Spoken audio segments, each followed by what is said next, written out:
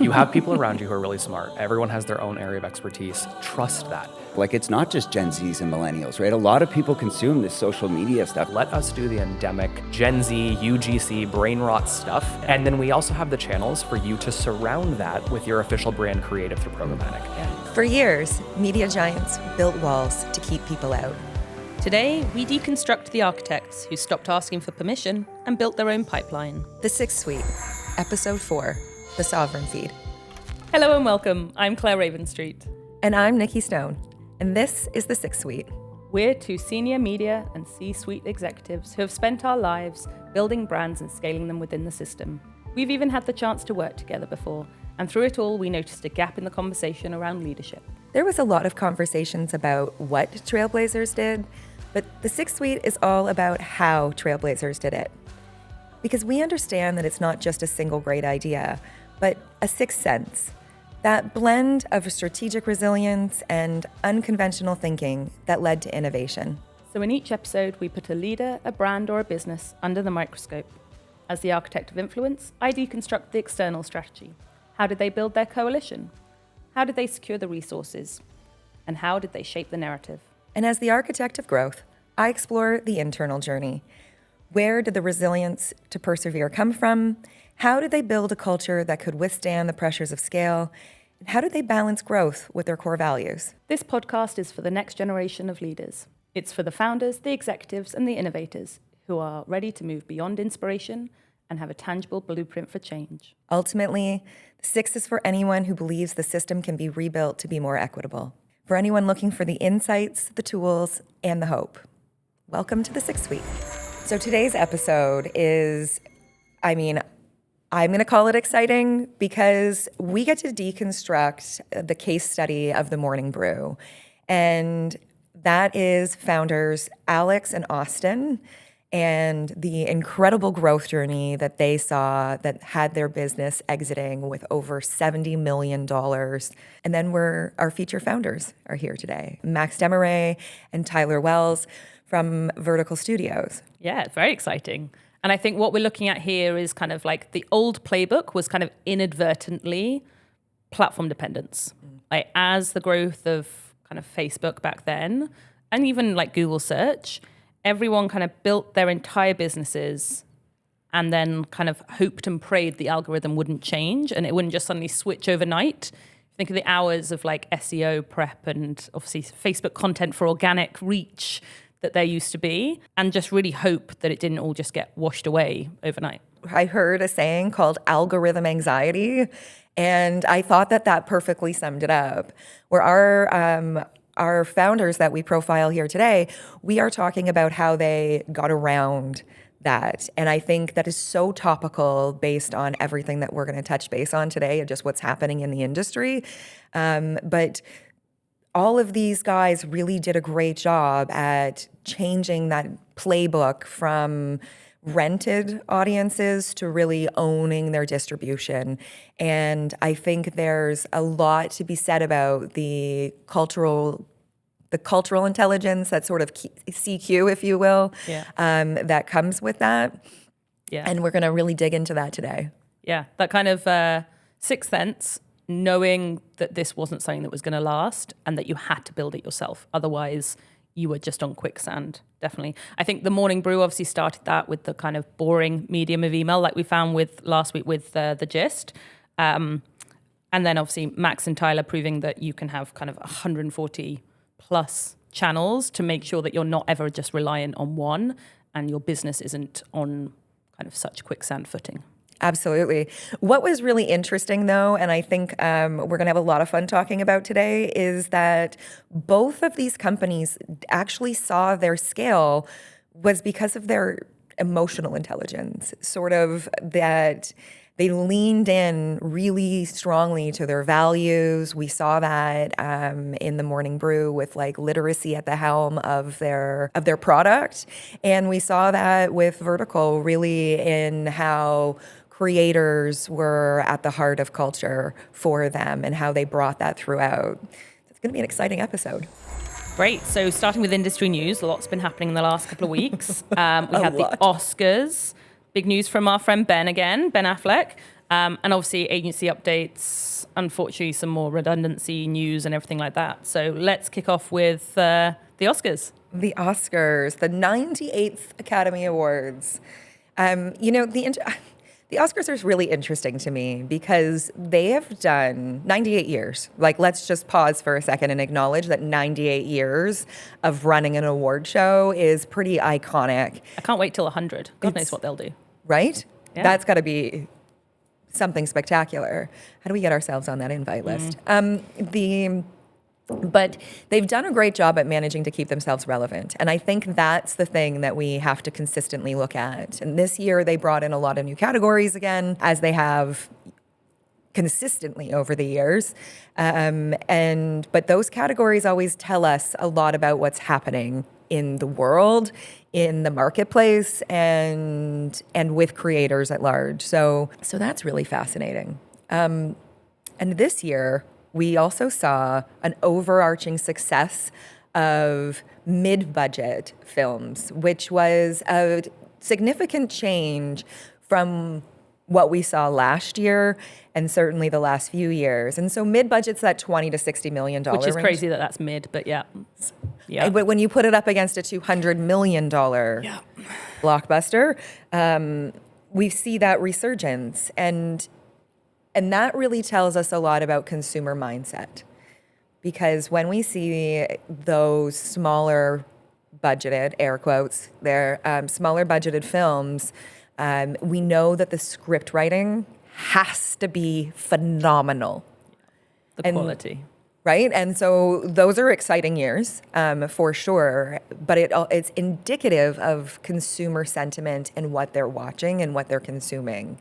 They're not interested in the big explosions. They're interested in context. Character development, real stories, real storytelling. Yeah.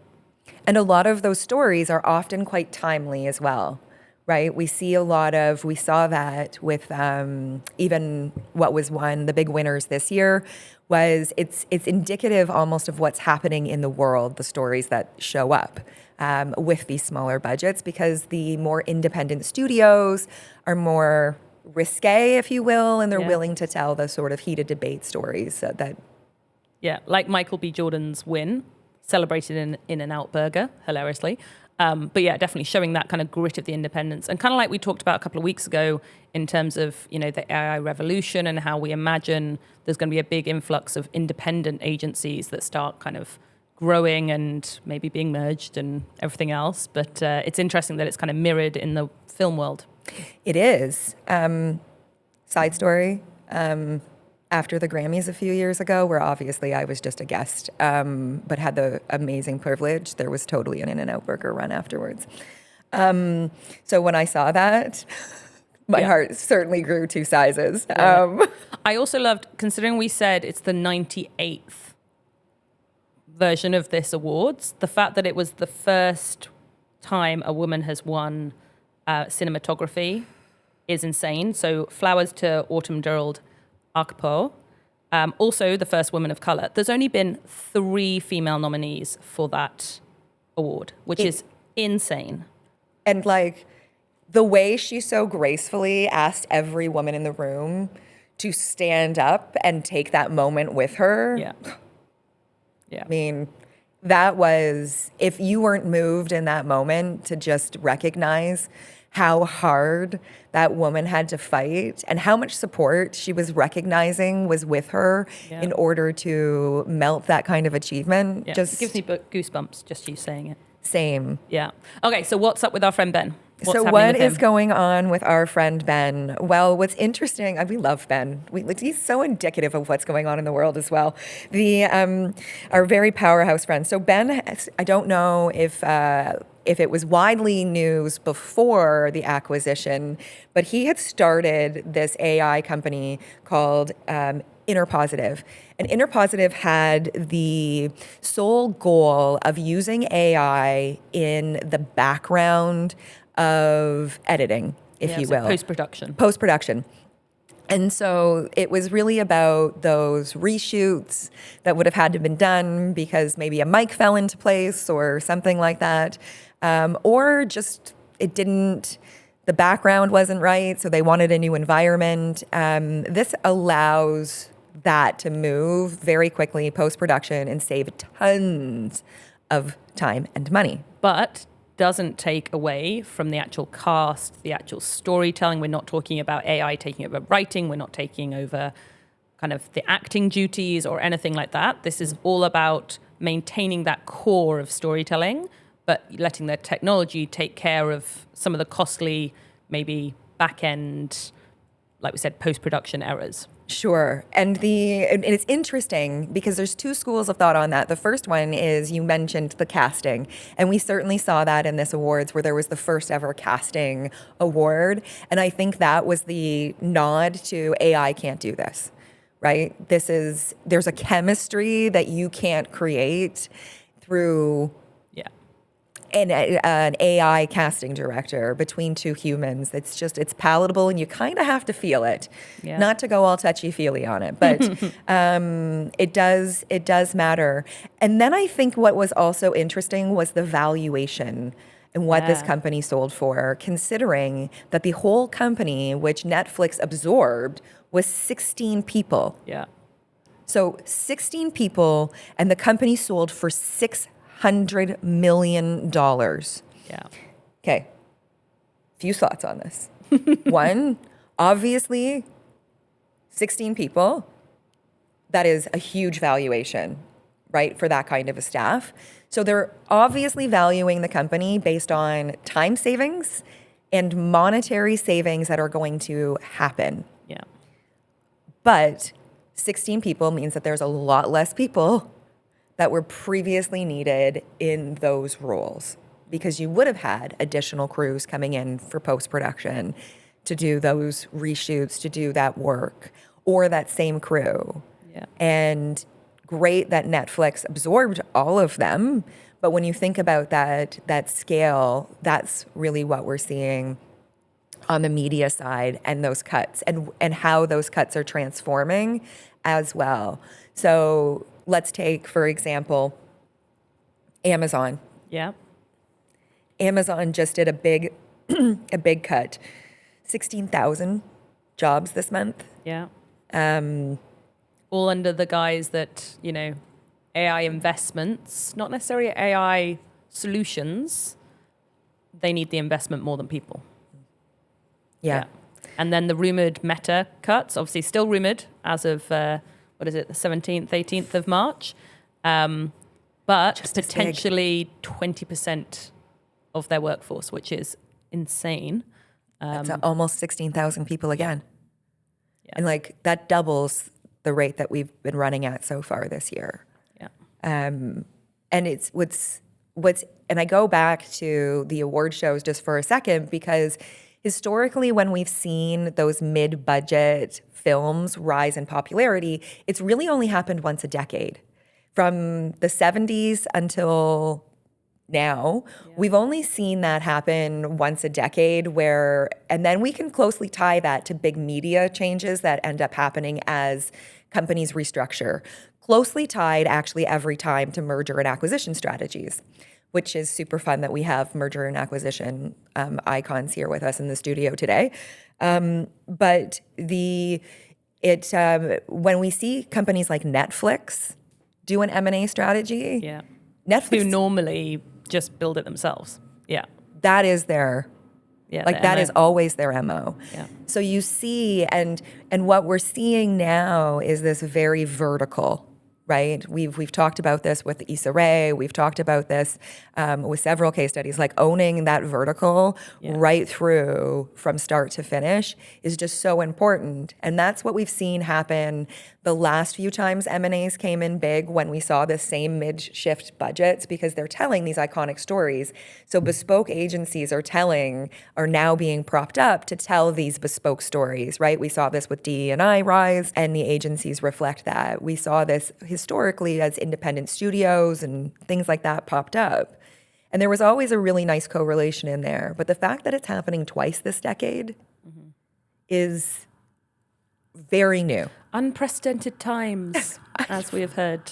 So knowing we've been talking about, obviously, kind of owning the kind of storytelling, the content, not letting AI get in the way, let's talk more about our case study. Let's move into talking about the Morning Brew, how they own the rails, where they kind of led and they didn't rely on the big players. They wanted to have that ownership, that control. Yeah, it's interesting because in the past, what we've seen was founders like Joanna from Nix that we've talked about. They really disrupted change through imaging, but with Alex and the Morning Brew, we really saw the disruption come in almost the packaging or the container, if you will, of how it was showing up, because they really leaned in to the affordability of the inbox, calling that their sovereign moat of it really stood true to their values of literacy should be accessible, even when their investors told them not to. Yeah. Disruption isn't a buzzword, it's a blueprint. And in a world of digital noise, the smartest brands are building physical world ad units. That's why I'm so obsessed with what Deb Hall is building at Dive. They aren't just placing ads. They're bridging the gap between innovation and ROI by turning physical spaces into data-driven opportunities. If you're ready to move beyond the scroll and start architecting real-world impact, you need to be at the table with Dive. Visit divebillboard.com and see the future for yourself. Okay, great. So I think we should start with the Morning Brew with their Sixth Sense moment. So Alex Lieberman, the kind of founder with Austin, obviously, but he was a senior at Michigan, and he found his classmates were kind of struggling and felt like they had to kind of keep up with the business news through like struggling through reading Wall Street Journal. And I have to say, I have that moment, but with The Economist, where I actually really like some of the articles and the great journalism, but it's just so meaty and wordy. And how do you find the time to actually kind of absorb the understanding, translate what it is saying into kind of everyday language? And that's exactly what Alex found. He found that people weren't looking for the lecture that kind of the old legacy media was giving, and they wanted more of the kind of the text from a smartest friend, that kind of like too long didn't read, make me understand it, make me sound smart, let me use the information, but don't make me work for it. It's interesting because I think these guys definitely started that push for literacy to understand the why behind what was coming out of the Wall Street Journal. And I loved how they started this out. I keep getting that flash, by the way, in my brain of, I don't know if you've seen, there's an Instagram guy and he goes, so you want to know what's going on in the news, but you don't want to look like a thicky dum-dum in front of your friends. And it's sort of like the same thing, but as in a business jargon that you can put into your inbox. And I love that these guys, like, it was so interesting. Alex was just hanging out, working with his friends in the sense of prepping them for their Wall Street interviews and explaining to them why the news that they were reading actually had impacts. And if you were going to be a trader, you kind of need to understand the cause and effects. Yeah, what's going on in that kind of finance bro world. Yeah, definitely. And I think it was interesting because I heard him at one point refer to this as almost a shame tax. When you use these large, verbose words consistently and make it so that you're only telling what's happening, not the context of why that matters or what's brought us to that, it's educating a population, but not challenging the population to change or actually improve. Yeah. And so that was their purpose. Yeah, to try and translate and not just make you sound smart, but actually be able to use that information. Use that information to whatever it is that you're going to use it for. They certainly are in no way telling you how to use that information, but so that it's usable for you in your real world experience. And also understanding it's a different audience. So like the Wall Street Journal, the Financial Times, all of those were talking to people already in that world. Yes. And very established in that world, kind of part of that walled garden of the people that understood the language. Like, if you didn't understand this term, then why are you here? Whereas he identified, him and his fellow classmates, that all were interested, they all wanted to be part of that world, but they were blocked from it. So as this young professionals, this kind of new up-and-coming audience that just wasn't being catered to.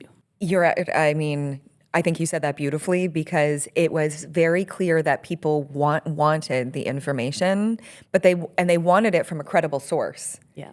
Right? That wasn't the issue here. It was, they wanted it to be over coffee with a friend, from a reliable friend who knew their stuff.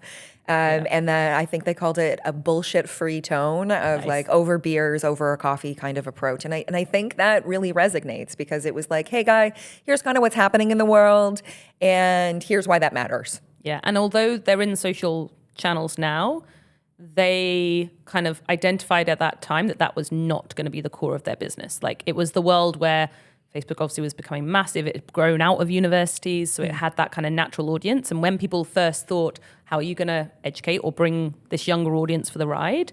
Naturally, you'd think, okay, I'll make a Facebook page, I'll start some Facebook groups. But they completely rebelled against that. They saw the kind of fallacy that was there. And that's a big part of the reason, again, that they stuck with email for so long, even when VCs told them not to. And it was their rise. The first 1,000 people that they had sign up were classroom to classroom, 50 at a time, 30-second spiel of here's where we are, would you like to sign up? But what was interesting about that is it became like their, and I hate to use the term, but the cult following of like that core established consumer that they really resonated with. Yeah. And because they were so strong on referral growth, what they were finding was those same types of people who really wanted to know the information, but wanted it to be digestible. Yeah, yeah. And didn't they also kind of build their profile, I guess, and also their following using merch and things like that? So like very much at the core of, if you ever have student advertising or like a message for younger people, like merch is an obvious way, but not often the way that people go. And that's how they also did it, so that loyalty was rewarded, referrals were rewarded by being part of the kind of inner circle. This is my favorite referral program that I've ever studied. I have to tell you, I don't think I've ever seen it done better. Pure swag.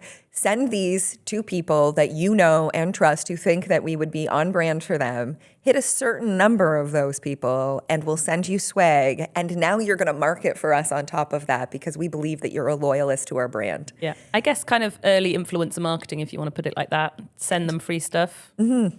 Mm-hmm. Build your brand, definitely. And 30% of their audience grew that way, was through referral based, which was incredible when you think about a cost per acquisition towards their 4 million readers that they had at the time of their $75 million exit. But what they did was they built that core product, that email morning brew. And then, as you often talk about, they'd kind of gone deep in terms of getting that audience, making that core. And then they went wide in terms of expanding out, firstly, into different verticals. So they have a different morning brew for different audiences. So marketing for my purposes, but also into real estate and also into other kind of more specific finance investment channels for your everyday person, not necessarily an investment banker, but identifying that people wanted that no bullshit tone, that text from your smartest friend, but for things even more relevant to them. And then they've kind of taken that idea of the first 5 minutes of your day, which is when people normally open their inbox, read the morning brew, and said, okay, what other 5 minutes of someone's time should we expand into? So hence the social channels, hence podcasts. And also recently, kind of, I guess, playing off the New York Times, craziness of Wordle, they've moved into gaming as well in terms of being that 5 minutes that someone might spend with a brand. Listen, yesterday I learned why the banana was extinct almost, and when the smaller original bananas. Now in North America specifically, we see the much larger bananas and how All those vegetables are bigger here. is just for the so record. strange. But that and how that banana is now having the same issues, all because of the morning brew. So it's been a shout out to my friend Stu, who got me onto the morning brew a few years ago. It's been a regular in my inbox since. I really loved that their referral values wasn't just about how they absorbed customers, but also how they brought in staff.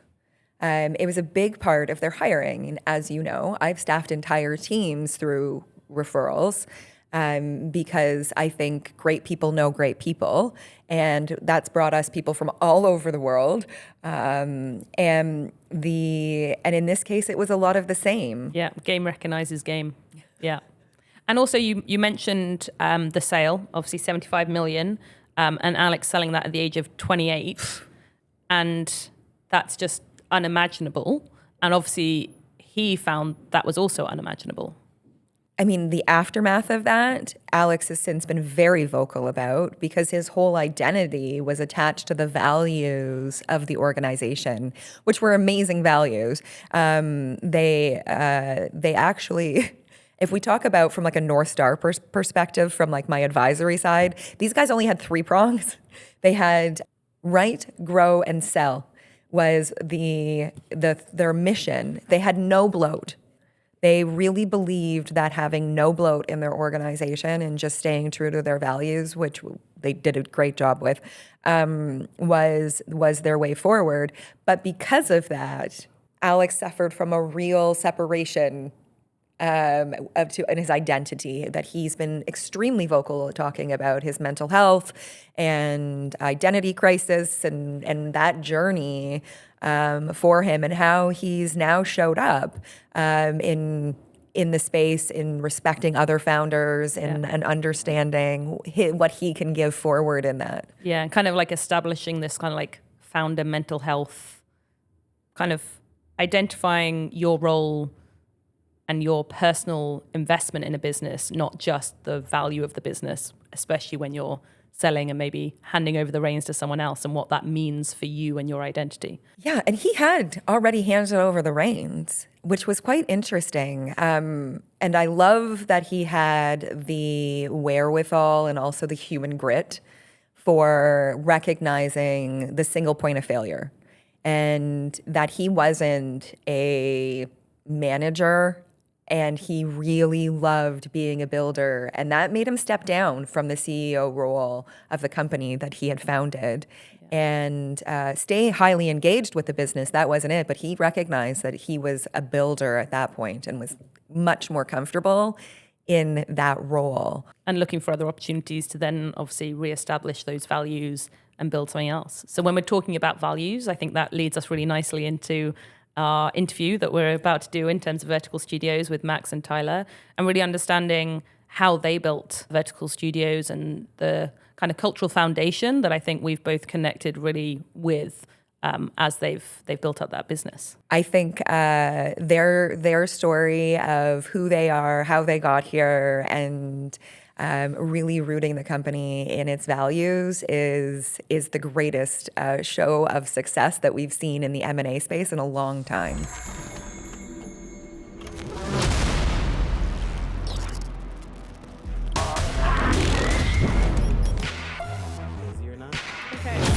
Come here. Let me tell you something. Oh my god. Hey, I'm gonna sure bring you the game winner. Right now, I'm about the ring. It is compact. You can actually The back of the head. Russia and I speak creating super good quality content at scale. And my outfit? 8? Get out there and start creating. The only way to communicate with you. Well, guys, welcome to the suite. We're so excited to have you here. But we wanted to just start off by you guys telling us a little bit about Vertiqal Studios in your own words. Perfect. Yeah, we're happy to be here. So Vertiqal Studios is a digital media network that specializes in owned and operated distribution channels for marketers and advertisers in normal person speak. What that means is we have properties, channels, distribution outlets across social and digital media for advertising, marketing initiatives that will reach Gen Z, young millennials, really anyone, wherever they are. So that's social profiles, it's programmatic advertising channels, it's experiential with digital life cycles after, and yeah. I mean, I couldn't have said it better. You know, I think at the end of the day, like, we're just here to have fun and create really cool stuff that's relevant to the market and that people can relate to. You know, it's not rocket science what we're doing here. We're here to have fun and really create cool stuff. And so, happy to be on the podcast, and thank you for hosting us. Pleasure. This is a new thing for me, so I'm interested, and I'm excited to get into it. I wanted to just pause for a quick second because what is the most interesting about this episode, for me anyway, was Max, when you and I sort of bonded initially. I remember very well, yeah. It was all about taking time away. Yeah. I had just come back from a solo week in Peru. And you had just come back from like an off-the-grid solo week yourself. Correct. And a complete disconnect. I have this saying called Duvet Day that Claire knows so well about taking restful moments and the importance of that. And it was so fascinating to me to hear you talk about prioritizing rest in the context of what you just said in the whole ethos of this business, because that seems counterintuitive. You're like a 24/7 social channel, 140 in owned socials, like over 200 channels in all. Like that's a lot. It sounds very counterintuitive. How does that work? I mean, listen, why you for have a me, staff. yeah, no, but that's exactly it. You know, I think it comes down to trust and trusting the other people around you and the people that you work with, that things will get executed if you do take time off. You know, and I know for me, I just got out of the Hoffman process when we had our conversation, and there was no phones. Like, you were not allowed any phones, no outside contact. You weren't allowed to work out. So it was like really introspective Oh my God, work. I couldn't do that. I was working with a shaman, and I was still allowed a phone, just to be clear. Yeah, and I thought I wouldn't be able to do it. I think it was one of those processes where I was like, oh my God, my phone. I need to be on call. I need to do something. How long was But it for? It was for a week. And so just being able to take that time off really just opened up life for me. And I was like, wow, there really are more important things in life than just work. Work is important. It's how we pay the bills. It's how, you know, we stay relevant within our friends, build community and all that. But, you know, burnout is a real thing. And I think, you know, being able to travel, being able to take time off from work just allows you to connect with yourself and connect with things that are just more important than living your life. You know, we could love what we want to do and never work a day a week, but if you overwork yourself, you're going to start to feel like you're being very mundane in everything that you're doing, right? And it won't be good for the business. And we talked about this a couple of because episodes you're standing ago. too close to the elephant all the time, right? Yeah. You're not being able to take a step back and really seeing what's out there. And so, like, I agree with you. It actually takes a toll on it if you're not able to take time off and really disconnect. But again, that comes with a lot of respect and Communication. and belief that Like- the work will get done while Yeah. you're not there, right? And I think that trust is just established with the team that we have, right? We all lean on each other. We don't operate in silos. It's completely collaborative across every sector of our business. And I think that, you know, that allows us to trust each other and take time off. You know, I always love hearing about the various trips that our colleagues go on, and they come back and they show us the pictures, and, you know, they just feel refreshed and reinvigorated, and it brings a style of energy to the business that, you know, if somebody's feeling not energized, they get energized by that, right? And they're like, okay, wait, I can't wait to go on my vacation. I need to unpack a lot on that because there was so many things that you touched on that I want to acknowledge. The first one is burnout. Yeah. And that we talked about this a few episodes ago, that burnout today is so vastly different than what it was before because of AI, because the human brain is only capable of making so many decisions a day. Mm-hmm. And we saw this with like icons, like the head of Apple only wearing the same outfit every day, that black turtleneck and blue jeans. We all know it so well, to eliminate decisions. And now with AI, the increase of that. And the other thing I want to touch on was you talked a lot about trust in your team. And you and Tyler have worked together for 15 15 a years. long yeah. time. Close to 2 decades. Tell us about that. I mean, I think, so obviously Max and I have known each other since I was very young, you were very young. You responded to a job post on Craigslist. Yeah, exactly. Yeah, That's how old we long are. ago it was. But when you start working together that young, you grow up together. Yeah, So we've gone through, all the mistakes you make when you're really young, all the way through being kind of boring old adults who have, quote, figured it all out. And now we're instilling our wisdom and imparting our wisdom to the younger people. But Thank you for that. Exactly. The nice thing here, though, is that when you've done that, and not just work together, but build a business together. We all know that when you're building a business, you have really high highs, really low lows, and going through that together, you learn each other's conflict resolution style, you learn each other's management styles. Support system. You at the learn end. support systems, what they need, what they don't need, all of that. And so for us, working together for that long, and now in another business together, we were fluent in that language with each other, and so it makes it easier for us to immediately know the business we want to run, and then how do we find the people that will work within that system, not right or wrong, but just work within our system, and we can impart that trust on them and kind of build a network effect of a staff around that. Yeah, you spoke about like the highs and the lows. Like, how have you dealt with kind of keeping a trial and kind of testing mindset within the culture? Like, Well, the nice thing about any kind of startup is that you will always have highs and lows. You'll always have new problems, new things that pop up. Never And so a dull every day. day with us is a new thing we've never dealt with before. But what we've established is between the two of us, we can make great decisions. And, I, as a COO, operate very operationally and very formulaically. And then Max uses his ingenuity and innovation, and together we kind of find solutions that ideally remove as much emotion as possible, and we can just figure out one foot in front of the other. How do you solve for this? We'll be okay. The world is not ending. At the end of the day, we do social media and advertising. Correct. We'll figure it out. I like reminding ourselves that we're not brain surgeons here, Yeah. right?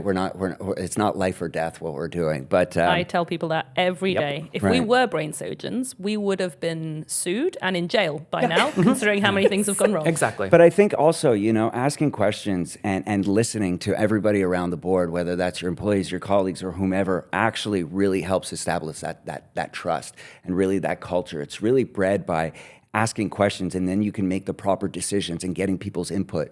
We get carried away sometimes with ageism and the older people are those with the wisdom and everything like that. But what we're doing is we're trying to reach a demographic that Tyler and I just aren't part of, right? And so if you're not listening to your employees and you're not getting their input, you're actually failing. Yeah. And so, that's really what we've done. There's no dumb questions. We ask for everybody's input, and then, we ingest that, and then we're able to come to a proper decision. And I think, if you were to ask our colleagues and our employees, do they feel heard? Do they feel like they're being listened to? Are their concerns being met? I think they would all say, yeah. They'd be like, management listens to us, and it translates into a really strong culture, and then into our work, right? Yeah, you have to remember that you hired them for a reason. Absolutely. Like, what was the Yeah. point if you're not going to listen? I think that's exactly it, which is, I say it all the time in weekly meetings, team meetings.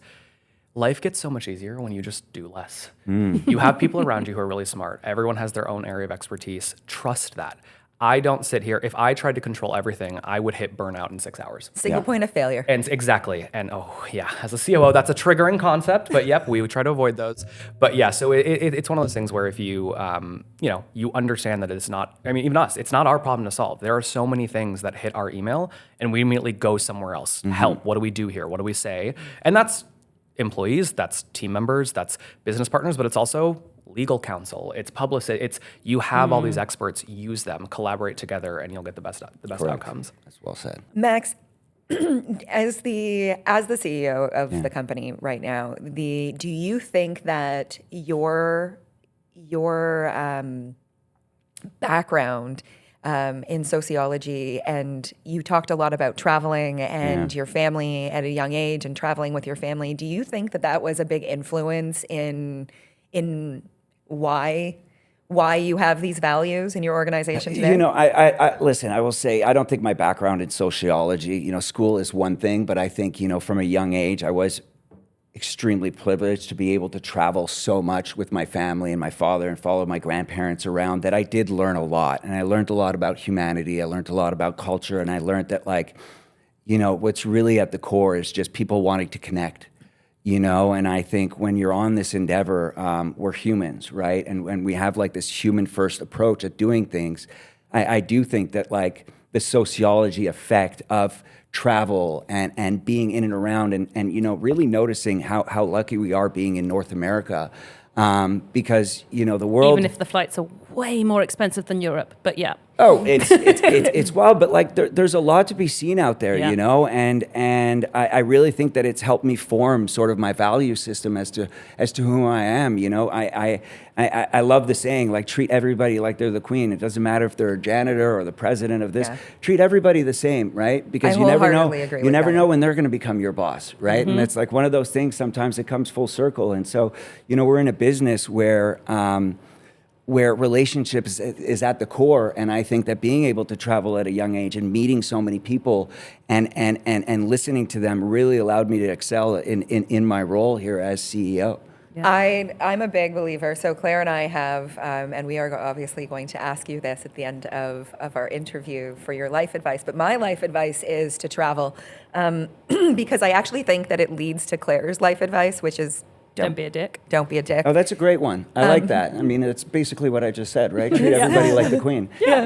And I think it always shows up when you have a culture that allows a lot of movement in the organization. But I would be remiss if I did not talk to you guys about the fact that you are basically M&A kings. Like, you guys have done so well in this space, and we were talking about it and its relevancy today into what's happening in the industry right now. We saw Netflix do a huge acquisition in the AI space. They historically have built their own and not gone M&A. But Tyler, you and I were talking earlier, and you touched base a little bit about why that was such a big part of your strategies and learning.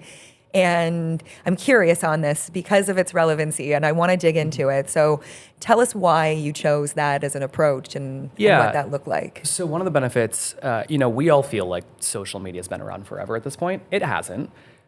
One of the benefits of Max and I having done this, we've been in this space for 15 years, which essentially is almost the entirety of it being a thing.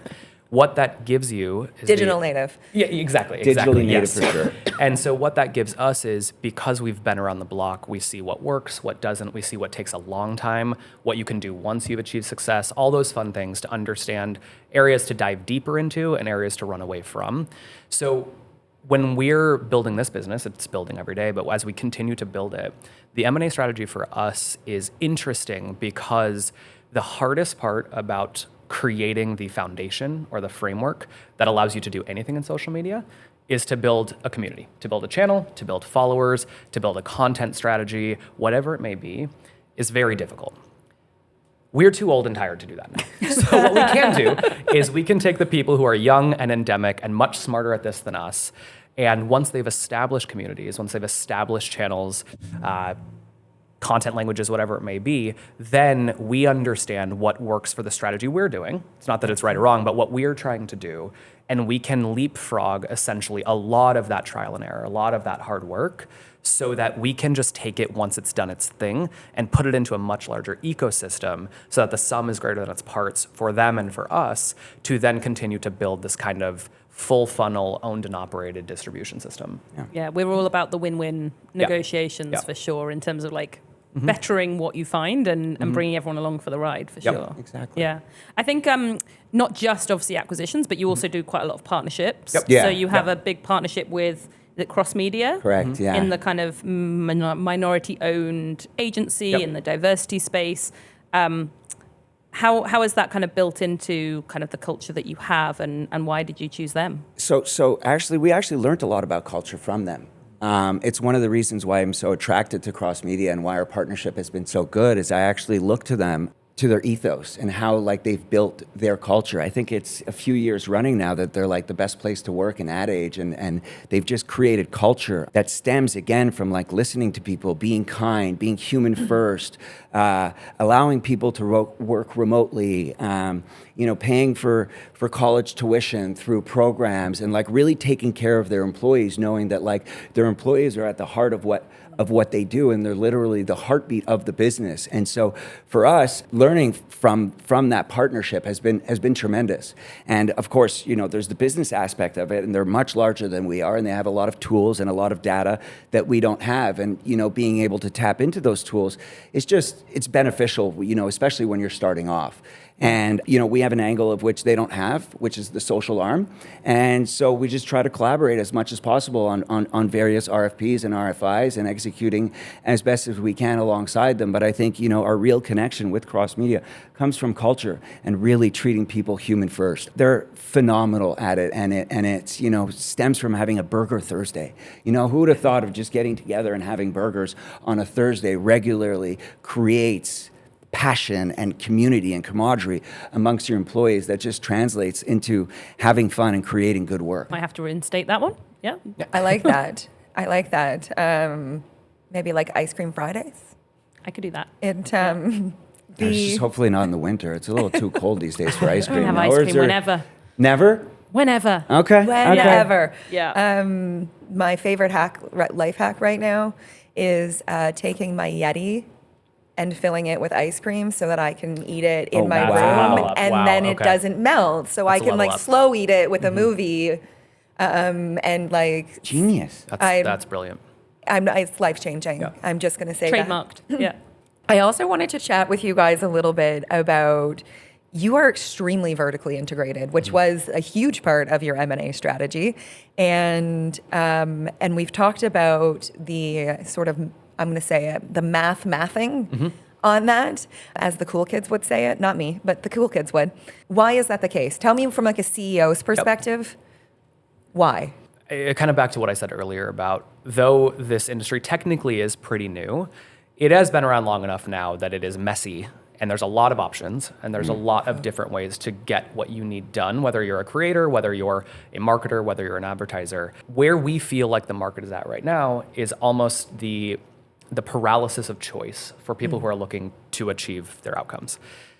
Because if you're doing a standard ad campaign, you often have to get an ad agency, who has to then get a creative agency, who then has to go to an influencer marketing agency, and something like that. That was getting stressful for a lot of the people we spoke to, and it's getting confusing. And so our take was, what if we try and verticalize the funnel as much as possible? So rather than going to 2 to 8 different other partners, what if you can come to us and you can get channel marketing through our O&O profiles that are topic level. You can get influencer through the network of creators we have. You can get programmatic through our owned and operated, GAM on Google, Snapchat, whatever it may be. You can get the various touch points of an advertising funnel in one place, and then we can work with you and save a lot of those margin costs, all that fun stuff. We can do that in one place. Now, granted, we'll never be able to answer anything.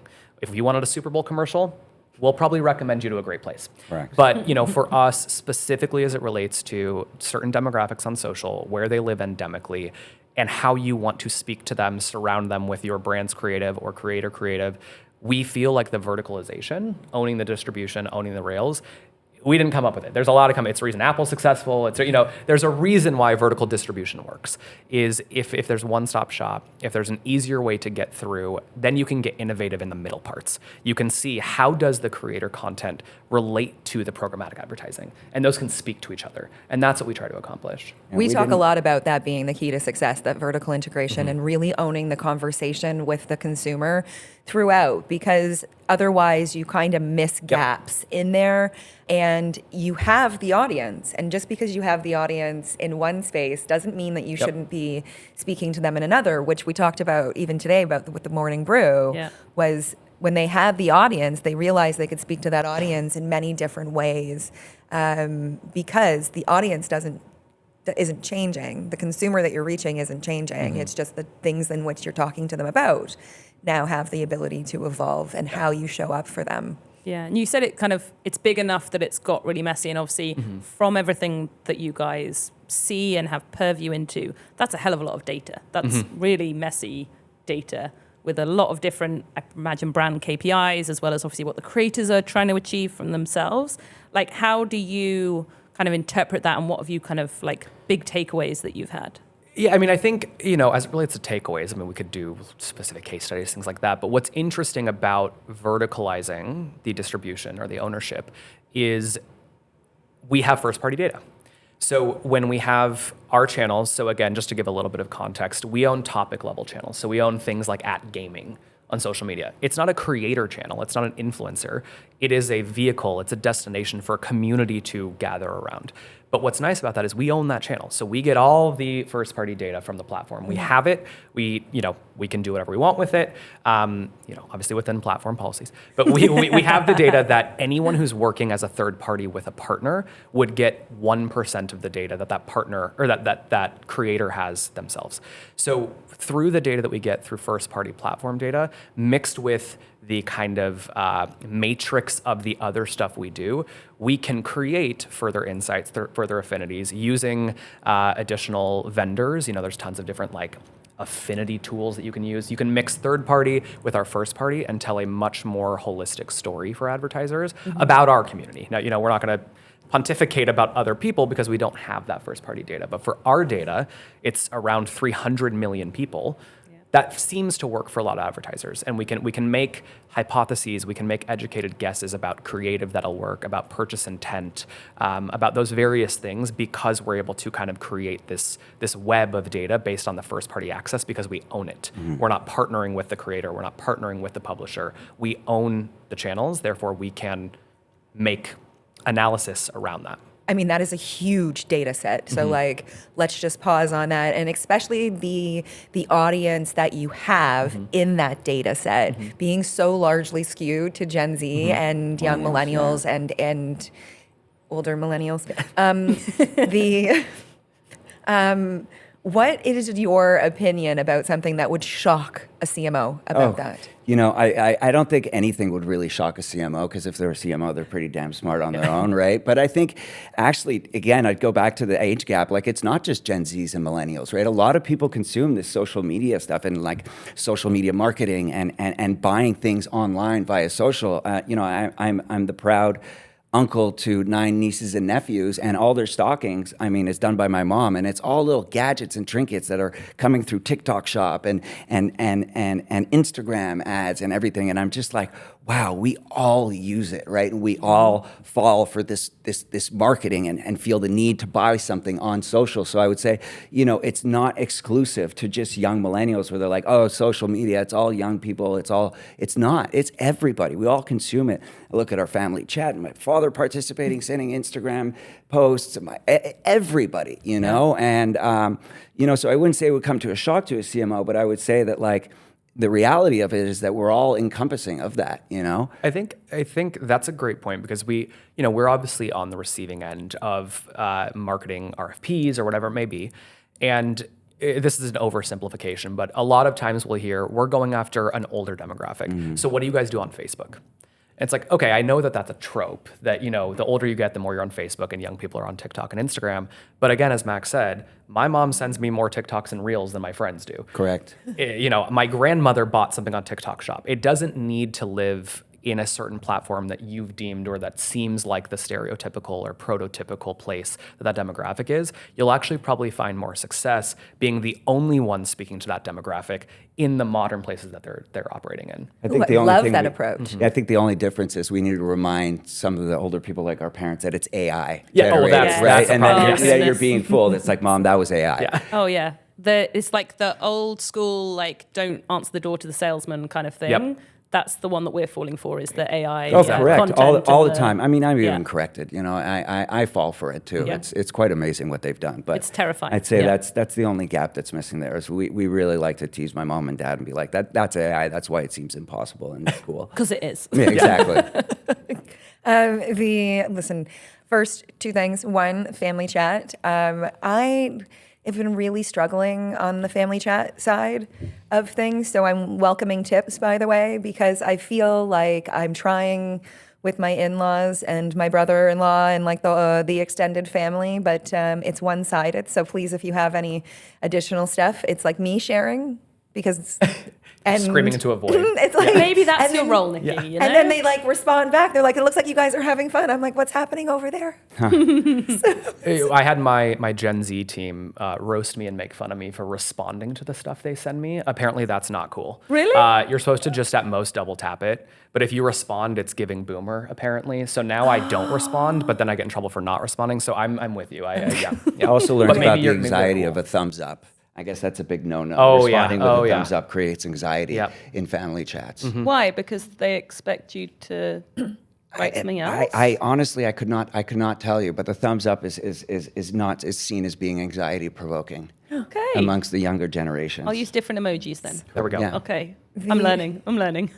So Tyler, that's actually a really great segue because we talked a little bit about when creative fails. And you had mentioned that 99% of brands sort of fail in creative because they use non-endemic teams to create things to talk to an audience that they are just not part of.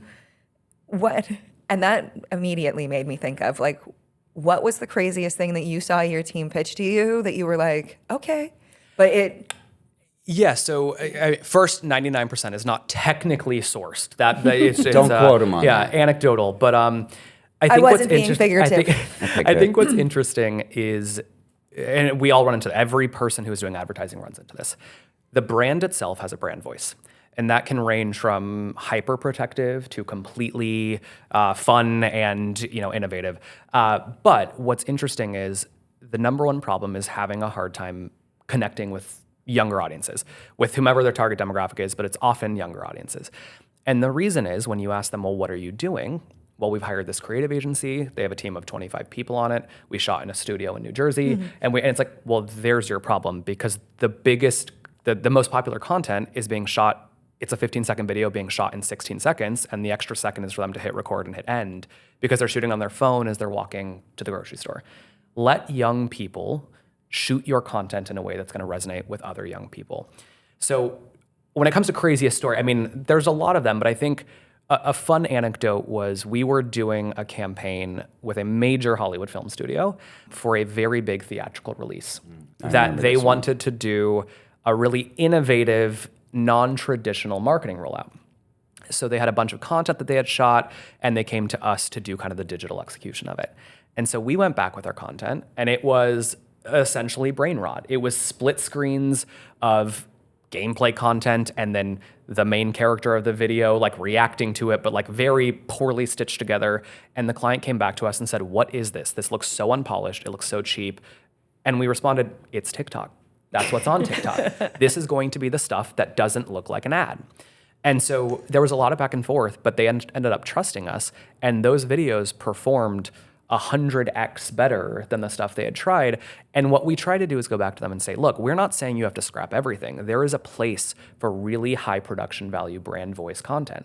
But what we offer is let us do the endemic Gen Z, UGC, brain rot stuff. Yeah. And then we also have the channels for you to surround that with your official brand creative through programmatic. Yeah. If a viewer sees an ad for Coca-Cola that says sponsored, skip, whatever, they know that's an ad and they'll see the brand messaging and then get into a fun UGC video or a fun endemic video that is also Coca-Cola. It's a unique viewership experience where you're speaking endemically, you look cool, but can also still hit the points you need to hit about the product variations. And it's for us to educate the client on that, right? Because whether you're being very brand protective and everything and coming off with perhaps what looks not as buttoned up as you normally do, and you're putting it out on a platform that you don't know so well, it just comes with establishing trust with your client. Yeah. And then obviously educating them as to this is new, this is what the people are consuming.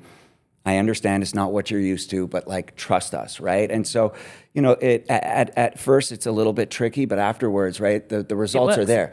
And the results are there. And so like when it works, it works. And then, that relationship grows with the client, and then they start trusting you more, and you could do more fun, innovative, sort of off the cup style of content. And I think creative agencies quite often get it wrong when they're showing that kind of content. If you think about the normal kind of process, you get briefed, you present, they're on a big screen, it's in an office room, everyone's sat around just looking at the screen of a TikTok Yes. on a TV. over there, a couple Yeah. of meters away. Was in one last Instead week. of- Yep. On their your phone. phone, sent to you, seeing it within context. So a mock-up with some scrolling so that you can see how much you have to look like the platform, but also catch people's eyes. It's one thing if 10 people are sat in a room looking at a screen. Sure, you can debate how early the brand appears, how Yeah. eye-catching the logo is. When it's like on your phone, you're scrolling through, it's about what's going to make you stop, what's going to make you watch. And it's that the creators that you have, knowing their audience and knowing from all of that data we spoke about, what actually makes someone watch it. You have to trust the creator. Yeah. You have to trust that they know their audience better than you do, or better Yeah. than you think they do. Yeah. Well, and I think You know? last week was in a back and forth with a client about why does the video have black bars on the side? I was, well, it's a vertical video and you're watching it on a horizontal player. But the other thing about that too is we often find ourselves in conversations where advertisers are asking, how do you trick the viewer to think it's not an ad?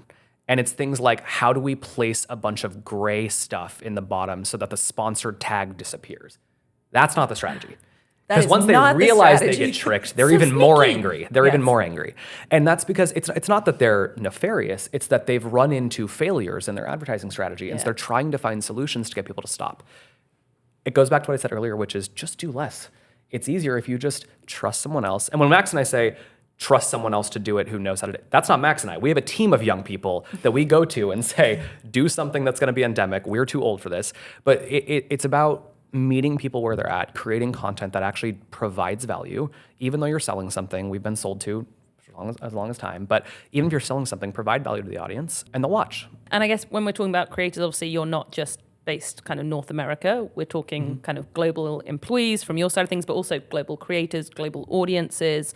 Like, what have you found in terms of managing that kind of a global team, but also like such different, we talked about kind of culture at the core, such different views on culture and ways in, I guess. Yeah, so prior to coming back with Max and joining Vertiqal Studios, I was working at a very internationally distributed company.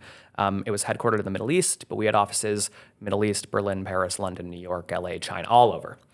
And my job was to oversee that operation, culturally, logistically, but also create culture task forces.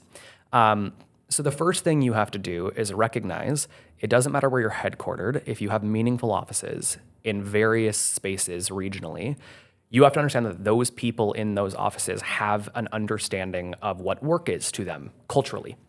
Western markets have a very different relationship to work, and we identify as our job. We, with hustle culture, all that fun stuff. We see it as if you're in the office for 8 hours a day, you're not doing enough. A lot of places around the world don't feel that way about work.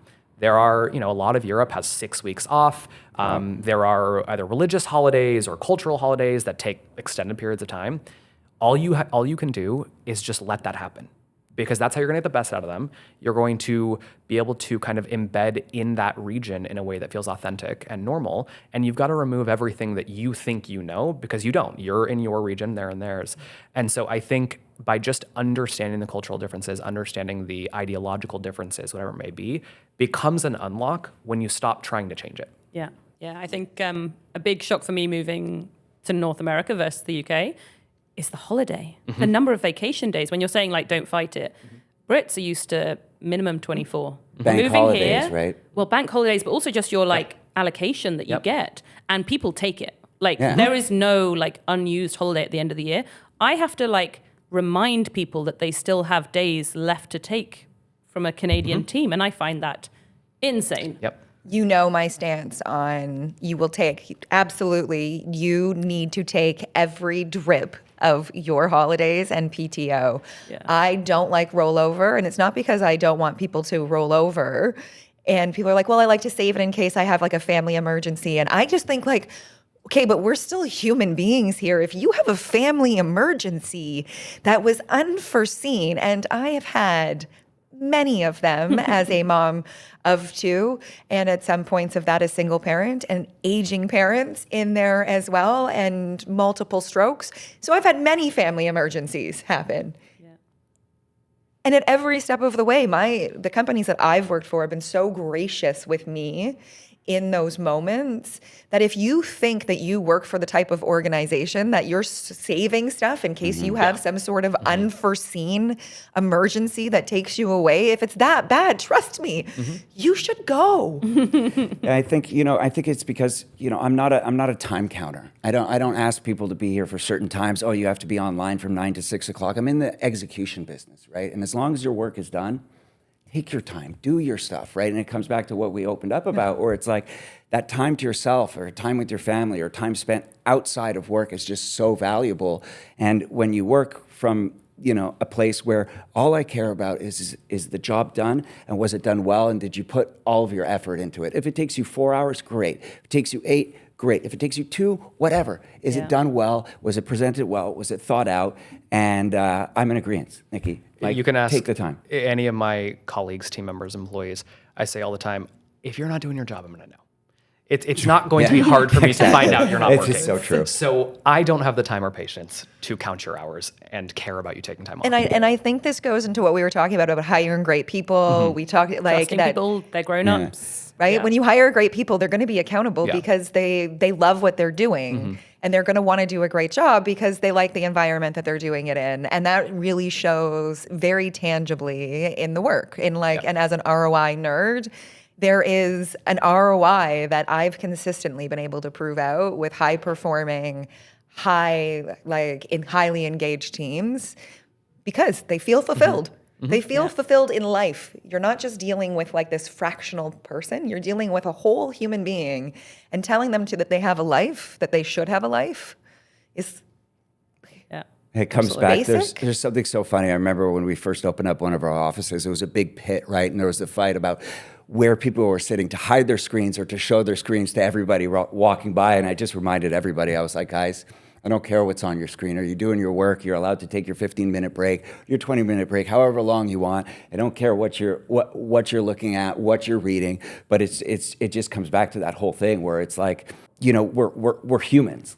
You're not going to be able to sit down for 6 hours and just blitz something out without taking a break and reading, the morning brew. Yeah.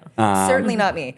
Yeah, Asking me to sit still for 6 on your hours would be Instagram to and death. getting some content and connecting with friends. It's just unrealistic. It's not how especially in this people work. digital age. It's completely unrealistic. Yeah. We answer texts. We have different things of interest, and personally, I like to bounce around like Yeah. that. And I guess that kind of helps us kind of close up in terms of we're talking about humans and life and how we do our best. So our question, as Nikki said, that we ask all of our guests is not for wealth or business, but for life. I guess, Max, you can go first. Oof, What's okay. the one piece of advice you would give to someone trying to be their best self? I mean, it's a hard question. I think there are so many things, but if I were to say, I would say listen. I would say listen and stay curious. Yeah. Listen and stay curious. We have 2 ears, one mouth, and I think listening really comes down to the core of being successful and listening to other people's, but being curious also, right? And it comes back to traveling and all the different things. Be curious, stay curious. You'll never be bored if you're curious. Yeah, love that. Okay, and Tyler, you? For mine, something that always resonates with me is life is much shorter than you think. Life is short, but days are long. And so, it's the older you get, you realize how little time you have left. So enjoy it. Get the most out of your days. And I don't mean work. I'm talking about just in general. Enjoy every day. Like Max said, be curious, try new things, and understand that our time is limited, and do what you can with each day you have, and understand that each day, is a gift, and enjoy it, because that day has more time in it than you think. Yeah, the only easy day was yesterday, right? I think that's what they say in the SEALs. The only hard day was yesterday. Don't have So experience in the something around SEALs. there, I but- don't either. Thank goodness. So we also ask our previous guests to leave behind a question for our current guests. So, crew, if you can roll that for us. If there's one age in your life that you could return to for an hour, what age would it be? So being a recent father and seeing my daughter now at 8 months, I just want to go back to that innocence, no care in the world. Feeling cared for is really the only thing that you need. And it's just, I don't know, the joy, the laughter, the simplicity of it all is really something that's attractive to me now. And so I would choose 8 months. Baby Nice. giggles, love it. And for me, I think I would choose 18 because I had just moved out of a small town in middle America, and moved to Los Angeles, big city, bright-eyed, bushy-tailed. Everything felt like a movie. So I think I'd choose 18. I was going to say that does definitely sound like a movie. Love that.